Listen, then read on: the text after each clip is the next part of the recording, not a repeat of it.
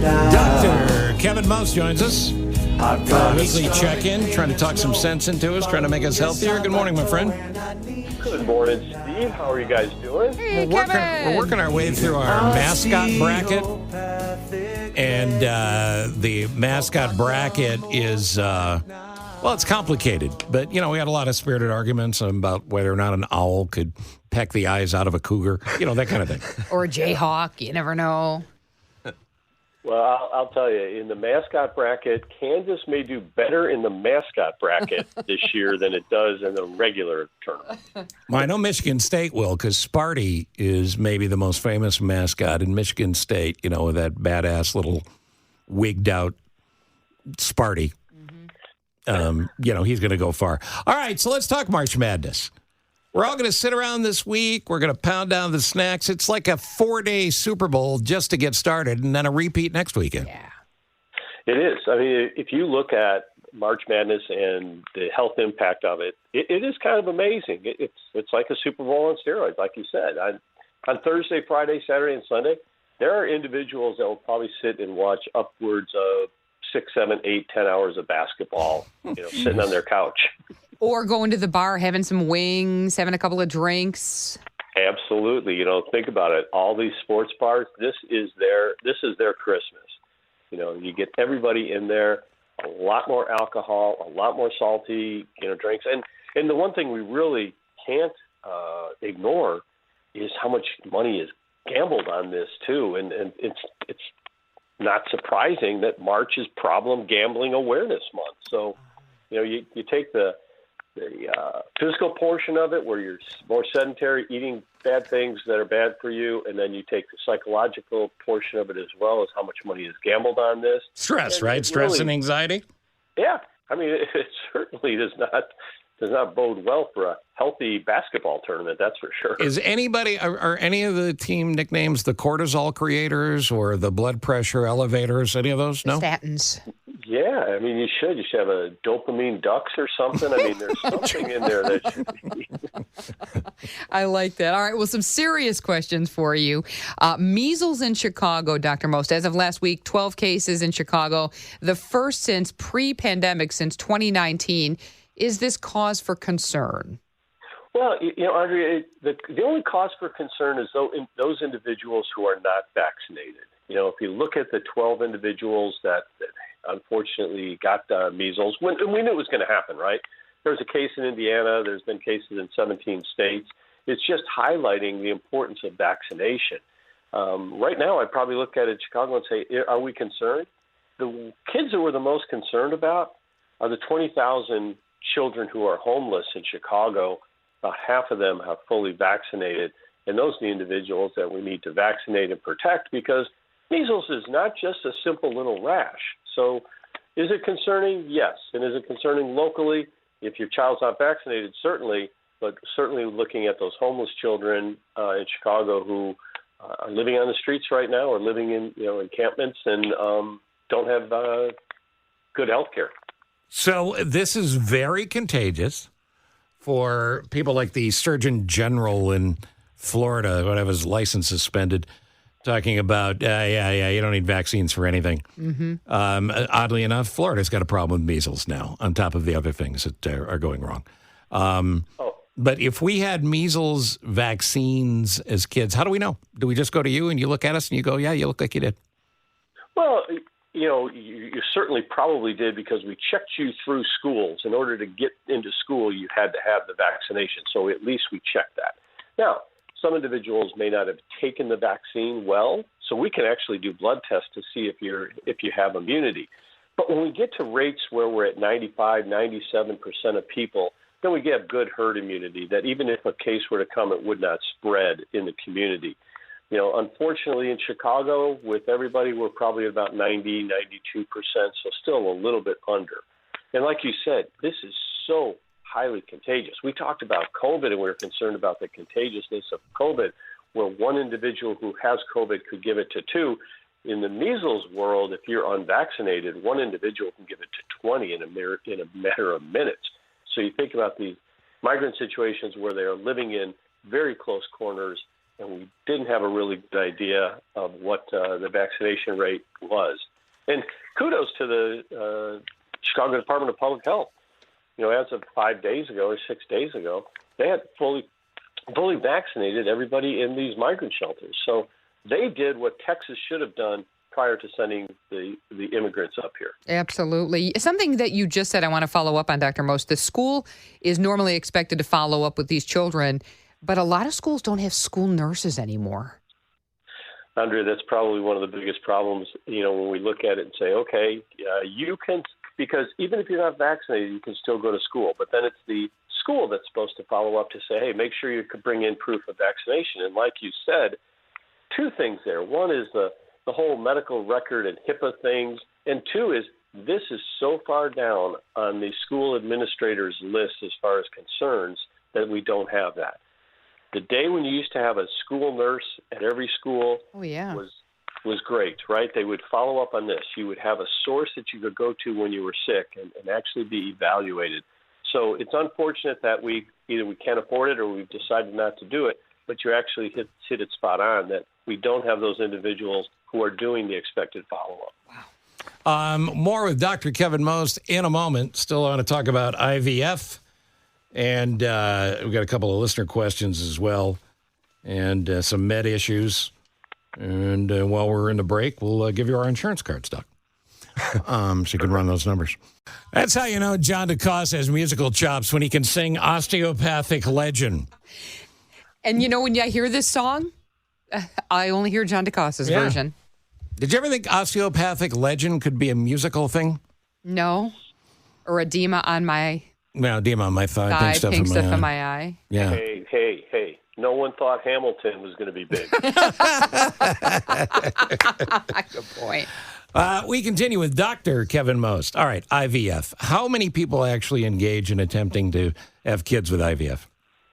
Yeah, Steve, it's a lot higher than we think. And a lot of people, you may not even know that they went through IVF. But 1 in 6 adults is impacted by infertility. And IVF obviously has been in the news quite a bit recently with the ruling in Alabama that frozen embryos are human beings. That's really slowed and actually hampered the IVF efforts in Alabama. That has been corrected a little bit. But this story is more about what's possible in the future. And I don't want people to freak out about it, but it is just showing you how far and how fast science can advance in a fairly short period of time. So if there are this many people that need it and the courts getting involved becomes a legal necessity, what does it do to the people that are in the middle of treatment? Well, the people in the middle of treatment are either doing one of two things. They're leaving Alabama, and unfortunately now you have this very fragile embryo. What am I going to do with it? How am I going to move it? What am I going to do? Or you're having people that are saying, you're having caregivers saying, wait, I can't afford the liability of being, possibly charged with wrongful death if this embryo, for some reason, does not make it. Yeah. So it's definitely set it back, and I hate to say it, but Alabama, that came from the Supreme Court, and that is very discouraging, and they got some bad counseling on those decisions. Yeah, the state Supreme Court. Oh, my God. It's just, it's baffling on every level. My question, I guess, maybe the basic science question of this is, so if I, as a woman, donate my eggs, they are mine and the doctors or the clinic is just holding those, correct? And once the fertilization process begins, I'm trying to understand this from the Alabama Supreme Court point of view, they're saying that once it's fertilized, that becomes a child, correct? Correct. That's what they're saying. Okay, I don't even have a follow-up for that. I know. And there is some extra science going on here that involves, is it cloning? Is that the best way to describe it? Yeah. Well, I want to make sure that people understand that it's really not cloning. But the interesting thing that's being done right now, and people are going to, I don't want anybody to freak out. This is 10, 15, 20 years away. But what they have done is they have taken an egg. And if you know how science looks and you think about an egg, you think about, oh boy, it's this round circle and in the middle is the nucleus, and that's where all the genetic material is. So what they have done in mice is they have taken an egg, taken out that genetic material, and replaced it with the genetic material of a skin cell from the donor. Now, what does that do? Well, one thing it does is it allows you to have a child, potentially,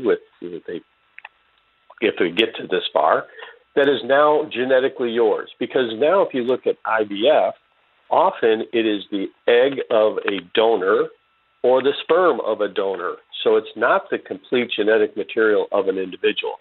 So it's not really cloning, because cloning is taking it from one line. It's actually showing that you can have a child with your genetic material potentially, even if you're infertile. Wow. Well, that's years away, I would assume, but that's promising. Yes. Yeah. I mean, it really, if you sit there and say, gosh, we want to have a child, but I can't, whatever reason. And I'll tell you, probably the big political thing is going to be when the genes come from same-sex partners. Mm-hmm. So that's probably going to be the same. Two men who are married are going to decide they want to have a child, and they're going to be able to do that with their genetic material. So don't freak out. This is going to be 20 years away, but it's just showing you how advancing we are getting in fertility and fertility science to make sure that individuals who want the opportunity to have a child are able to, regardless of their physical capabilities. Oprah, I think that's wonderful. Well, it could be. Sure, it's promising. Absolutely. Oprah had her big weight loss special last night that everybody's talking about, on the morning shows, TV, and everybody's talked about Ozempic and Wegovy and all those things. Mm-hmm. Is there yet another one coming?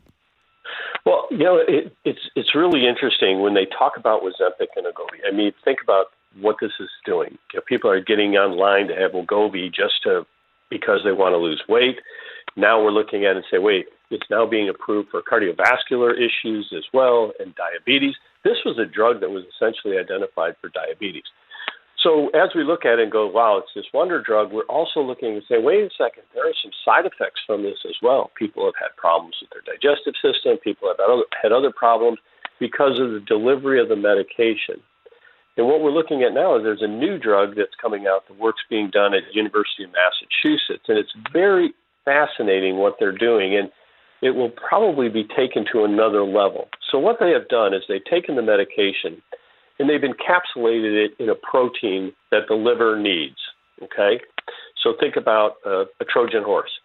The medicine's on the inside, the body doesn't even know it's there.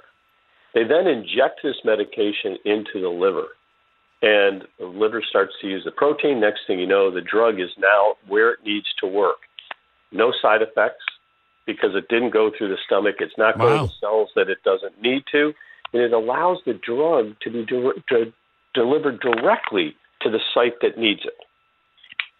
Yeah, and taking it out of the bloodstream highway sounds very promising. Is that something that would be done as a procedure in a doctor's office? Yes, most likely, because for this drug, it's going right into the liver. So certainly it would be. I wouldn't give you a needle, a couple-inch needle, and say, hey, put this in your, jam this into your liver, because someone like you wouldn't understand that your liver's on the right side, your spleen's on the left side, and next thing you know, you'd be putting the medicine into your spleen. So I thought my liver was on a plate and I'd ignore it because I never liked the smell. Not even with salt. No, not good. Not good. I think this is great, though, because Oprah was on, she's been doing her, kind of the weight loss talk show circuit now, and she was on Kimmel the other day saying, obesity is a disease. It 100% is. Look what it leads to. Have you seen Oprah, by the way? High blood. She looks fantastic. She has lost one full Stedman. Yes. She's lost a lot of weight. Yeah, she's a Stedman unit. She's lost a Stedman unit. But yet she is a good example of this too, Dr. Most, right? Because she is coupled with this eating healthy, going to the gym every day. But she's incorporating exercise into it too. What you need. You should exercise. Yes. Eat right, move more. But, Doc, we still don't know if you stop taking it, do you gain the weight back immediately? There's lots of questions we still have, right? Correct. And so some of the studies have shown that if the medication is stopped, that the weight will come back. And that's probably one of the biggest things. But that goes to Andrea's point. Andrea's made probably the best point of the morning here is when you're taking – all right, second best. When you're taking this medication – you need to couple it with what Oprah did, right? All right, I'm going to lose this weight, but now I'm also going to couple it with healthy eating, exercise, knowing what to avoid and how to do it. so that when you do stop this, you don't fall back to eating unhealthy, being sedentary. You've already changed your life, the way you handle your life and your life effects to a point where it will be sustainable. We can't take it as saying, you know what, and that's unfortunately, I'll go back to this other drug we were just talking about. The other thing that it was is that it did show that they gained their weight back, right after it. So no side effects, even when they continued through the diet, through the treatment. So what we really want to make sure is that we know that obesity is a huge problem. We know that heart disease is still the number one killer. If this medication can control diabetes, impact our cardiovascular health, and also take care of our weight, boy, those are going to be great home runs there. And it's going to be coupling that with, all right, now I just got this new lease on life. Now what I need to do is I need to continue with those healthy lifestyle choices that were done while I was taking this medication. Yeah. Dr. Kevin Most, Absolutely. he's got a few extra minutes a day now because of his new life path. And because of that, he's got all this big picture stuff going on. He's reinventing things, and he's got, I'm guessing, 30, 40, 50 dozen laboratory mice at his house, and he's running some tests. So let me know, Doc, if you need me to come over and manage that. Oh, absolutely. I'm going to make them productive. They are going to do work. I mean, it is not going to be just a simple science experiment. They're going to be cutting the grass. They're going to be doing things that I don't want. Not going to have the old That's lab right. mice sitting around watching March Madness. No way. Not going to happen. All right, Doc. Great work as always. Thank Thanks, you, man. Doc. Talk to you guys. There you go. Very helpful. He's the best. Got a lot of big picture good news there.